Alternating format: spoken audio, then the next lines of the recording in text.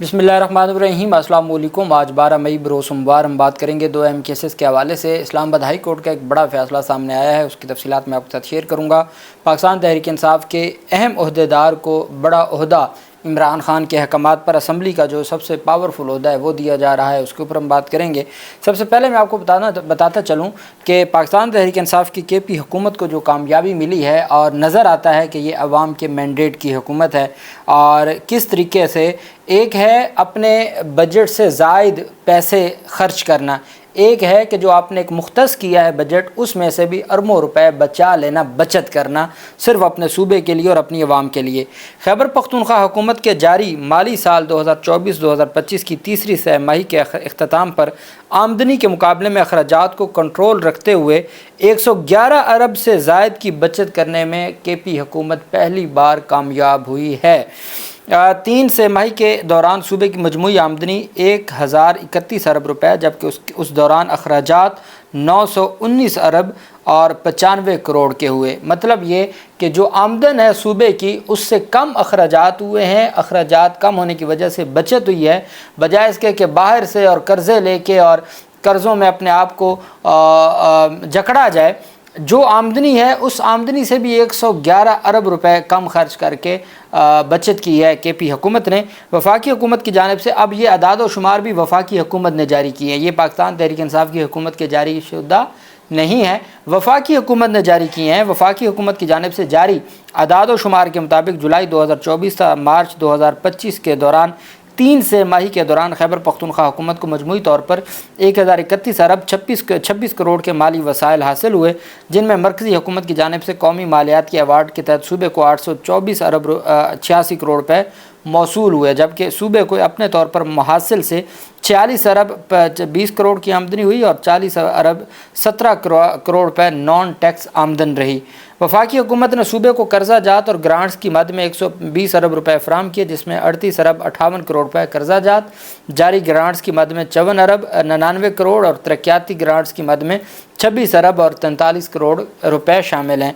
9 महीनों के दौरान सूबे की जानिब से मजमूई तौर पर 919 अरब 95 करोड़ रुपए के अखराजात किए गए, जिनमें अखराजात जारिया की मद में 759 अरब 56 करोड़ रुपए खर्च किए गए।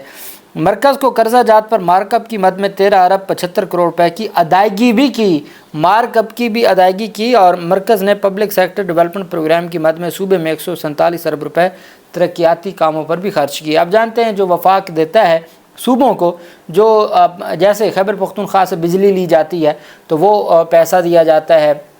अब तो जो मादनियात का मामला है तो वो भी चूँकि उसको भी वफाक डील करता है। अभी एक नया बिल तो नहीं मंजूर हुआ, लेकिन जो चलता आ रहा है वो तो वैसे ही है जैसे रूटीन में पहले चलता था। और बहुत सारी चीज़ें हैं, बहुत सारे मामलात हैं, फिर तूरखम बॉर्डर है और इसी तरीके से तिजारत हो रही है, बहुत सारे ऐसी चीज़ें होती हैं।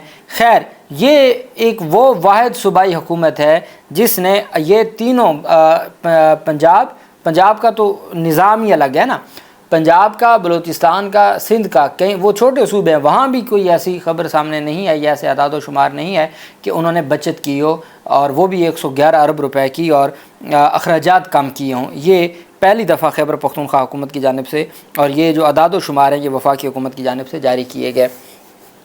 दूसरी तरफ आप जानते हैं कि जब IMF का मामला था तो उसमें भी खैबर पख्तूनख्वा ने ही IMF की शराइत को मुकम्मल किया था।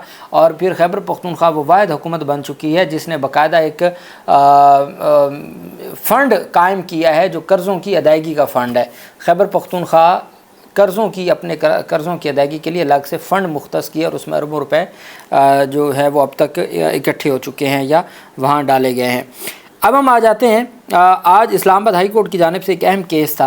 आप जानते हैं कि हमारे मुआशरे का और हमारे मुल्क का सबसे बड़ा मसला मनशियात है और वो तालीमी इदारों में।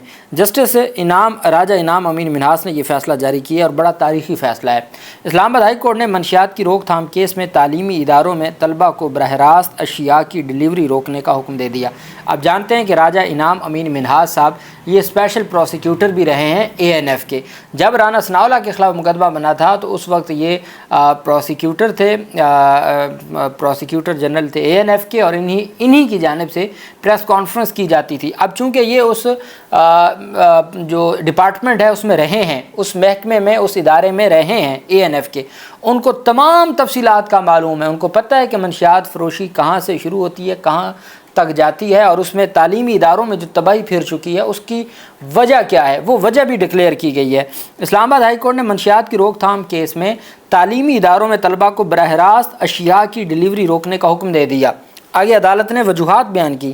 تعلیمی اداروں میں منشیات کی روک تھام اور آگہی کے لیے تعلیمی نصاب میں شامل کرنے کی درخواست پر سماعت ہوئی۔ اسلام آباد ہائی کورٹ کے جسٹس انعام امین منہاس نے درخواست پر سماعت کی۔ عدالت نے حکم دیا کہ طلباء کو براہ راست ڈیلیوریز روکیں، پیزا ڈیلیوری ہے، کوئی اور چیز ہے، کھانے کی ڈیلیوری ہے، جو یا کوریئر یا ڈیلیوری، یہ دو سب سے بڑے سورس ہیں جس سے منشیات اسٹوڈنٹس تک پہنچائی جاتی ہے۔ عدالت نے کہا کہ طلباء کو براہ راست ڈیلیوریز روکیں، جو اسکول اور کالج درآمد نہیں کرتا اس کے خلاف کارروائی کریں، نیشنل عمل درآمد نہیں کرتا اس کے خلاف کارروائی کریں۔ نیشنل اینٹی نارکوٹکس کونسل تشکیل دی گئی یا نہیں، سیکرٹری کابینہ سے رپورٹ بھی طلب کر لی۔ جسٹس انعام امین منہاس نے استفسار کیا کہ نیشنل اینٹی نارکوٹکس کونسل کیوں نہیں بنی؟ یہ بڑی ہائی پاور کونسل ہے، وزیر اعظم کے اس کے سربراہ اور چاروں صوبوں کے وزراء اعلیٰ اس میں شامل ہے۔ کیا آپ کو معلوم ہے منشیات اسکولوں اور کالجوں میں کیسے داخل ہوئی ہے؟ جسٹس انعام امین منہاس نے ریمارک دی کہ کوریئر اور ڈیلیوری والوں کے ذریعے اسکولوں اور کالجوں میں منشیات بیچی جاتی ہے۔ چیک کر کے بتائیں کہ کن کن اسکولوں اور کالجوں میں کیا کیا ڈیلیوریاں آتی ہیں۔ بچے پیزا وغیرہ منگواتے ہیں اور ساتھ منشیات بھی منگوائی جاتی ہے۔ جتنے ڈیلیوری والے ہیں براہ راست ڈیلیوری پہنچا رہے ہیں اس پر پابندی لگانی ہے۔ جسٹس انعام امین منہاس نے ریمارک دیا کہ آپ اس پر عمل درآمد کر کے آئندہ تاریخ پر رپورٹ پیش کریں۔ چیک کریں کن کن اسکولوں اور کالج میں کثرت سے ڈائریکٹ ڈیلیوریز ہو رہی ہیں۔ جو اسکول اور کالج عمل درآمد نہیں کرتا اس کے خلاف ایکشن لیں، اور عدالت نے کہا رپورٹ جمع کروائیں۔ آپ جانتے ہیں قائد اعظم یونیورسٹی میں بہت بڑا مسئلہ ہے، پنجاب یونیورسٹی میں یہ مسئلہ آئے روز ہم اس کو دیکھتے ہیں۔ تو عدالت نے کہا کہ پابندی یہ عائد کریں کہ اب جیسا کہ اب کینٹین ہے، اچھی کینٹینیں بنائیں، وہاں پر تمام چیزیں جو فاسٹ فوڈ ہیں وہ بھی دیا جائے، اسٹوڈنٹس کو تمام سہولیات دی جائیں، اور پھر اس کے بعد جو کوریئر سروس ہے وہ یونیورسٹیوں کے اندر اس کے دفاتر بنوائیں اگر اس طرح کا کوئی معاملہ ہے۔ لیکن جب باہر سے کوریئر سروس والے آتے ہیں یا باہر سے پیزا ڈیلیوری کرنے آتا ہے یا کوئی کھانا ڈیلیور کرنے آتا ہے تو اس کے ذریعے منشیات آتی ہے جو جس نے نسلیں تباہ کر دی ہیں پاکستانیوں کی۔ اس وجہ سے عدالت کی جانب سے یہ ایک بڑا فیصلہ اور ایک اپنی نوعیت کا یہ غیر معمولی آرڈر ہے، اور اس کی وجہ میں نے آپ کو بتا دی کہ راجہ انعام امین منہاس صاحب چونکہ اس پورے اس ڈپارٹمنٹ کے مقدمات سے گزرے ہیں بطور پروسیکیوٹر، ان کے نالج میں ہے، ان کے پاس انفارمیشن ہے، چونکہ ہمارے ANF کے پاس باقاعدہ طور پر انٹیلیجنس کا نظام ہے، ان کے پاس پوری رپورٹ ہوتی ہے۔ تو یہ ایک خوشائند فیصلہ ہے کہ جو ان کی جانب سے تمام حالات و واقعات کو جانتے ہوئے اس کے اوپر فیصلہ دیا گیا ہے اور کارروائی شروع کی گئی ہے۔ تو ہم امید کرتے ہیں کہ اس منشیات کی لعنت سے پاکستان کے بچے محفوظ ہوں گے۔ وہیں پہ پاکستان تحریک انصاف کے سربراہ عمران خان نے اپنی بہنوں کے ذریعے یہ پیغام بھجوا دیا ہے جنید اکبر خان کو کہ آپ صوبے کے صدر ہیں خیبر پختونخوا کے، اور جو اگلی تحریک ہے جو احتجاجی تحریک ہے وہ خیبر پختونخوا سے ہی شروع ہوگی۔ آپ جانتے ہیں کہ صرف پاکستان تحریک انصاف نے کل ملک بھر میں ریلیاں نکالی ہیں، پورے ملک میں انہوں نے ریلیاں نکالی، ان کو روکا گیا ہے تو پنجاب میں روکا گیا، اور پنجاب میں لاہور میں تو مقدمات بھی درج ہوئے ہیں، لیکن پھر بھی پنجاب میں ریلیاں نکلی ہیں، اور خیبر پختونخوا میں بڑے پیمانے پر ریلیاں نکلی ہیں، کراچی اور سندھ میں ریلیاں نکالی گئی ہیں۔ تو اب پاکستان تحریک انصاف کے سربراہ کہتے ہیں کہ چونکہ عمران خان کی جانب سے کہا گیا ہے کہ اب ایک فائنل راؤنڈ شروع ہونے والا ہے، احتجاجی تحریک کا فائنل راؤنڈ خیبر پختونخوا سے ہی شروع ہوگا، اس کے لیے ضروری ہے کہ وہاں لوگوں کو ایکٹیو کیا جائے اور ان کو احتجاجی تحریک کے لیے تیار کیا جائے۔ اس کے لیے ضروری ہے کہ جنید اکبر خان جو اتنا بڑا عہدہ لے کے بیٹھے ہیں پبلک اکاؤنٹس کمیٹی کے چیئرمین کا، وہ چھوڑ دیں اور پبلک اکاؤنٹس کمیٹی کا چیئرمین بنایا جائے عمر ایوب کو، جو قومی اسمبلی کے تمام معاملات کو دیکھتے ہیں۔ عمر ایوب کو پارلیمنٹ اور قومی اسمبلی کے بطور اپوزیشن لیڈر بھی اور بطور چیئرمین پبلک اکاؤنٹس کمیٹی بھی وہ ان معاملات کو دیکھیں۔ اور اس کے بعد آپ جانتے ہیں خورشید شاہ وہ اپوزیشن لیڈر تھے اور چیئرمین پبلک اکاؤنٹس کمیٹی بھی رہے۔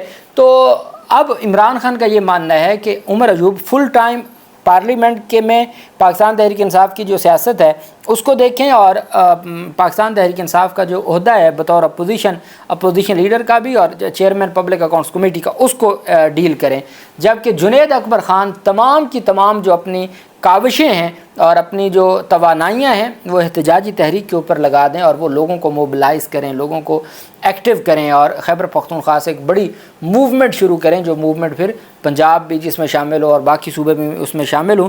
یہ علیمہ خان نے عمران خان کا تحریری حکم بیرسٹر گوہر علی خان جو چیئرمین ہیں اور سلمان اکرم راجہ کو پہنچا دیا ہے۔ عمران خان نے ہدایت کیا کہ جنید اکبر پارٹی عہدے پر مکمل توجہ دیں اور جنید اکبر کی جگہ پہ عمر ایوب کو آج یا کل پبلک اکاؤنٹس کمیٹی کا چیئرمین بنائے جانے کا امکان ہے۔ جنید اکبر کا کہنا ہے کہ مجھے عمران خان کا حکم مل چکا ہے، میرے لیے سیاسی عہدہ سب سے اہم ہے، اور جو سلمان اکرم راجہ نے کہا کہ یہ پارٹی کا اندرونی معاملہ ہے اور اس کو ہم ڈسکس کر کے اس کے اوپر عمل درآمد کر دیں گے، اور اصل چیز ہے پارٹی کو ایکٹیو کرنا۔ عالیہ حمزہ نے پنجاب میں شروع کر دیا ہے اور جنید اکبر خان وہاں پہ خیبر پختونخوا میں، اور حلیم عادل شیخ وغیرہ جو سندھ میں کہہ رہے ہیں۔ تو اس طریقے سے، اور پھر سالار کاکڑ اور وہ تگڑے نوجوان ہیں بلوچستان کے، وہ اپنی ذمہ داریاں وہاں پہ نبھائیں تاکہ یہ موومنٹ شروع ہو سکے۔ اللہ پاک پاکستان کا حامی و ناصر ہو۔ بہت شکریہ۔ اللہ حافظ۔ پاکستان زندہ باد۔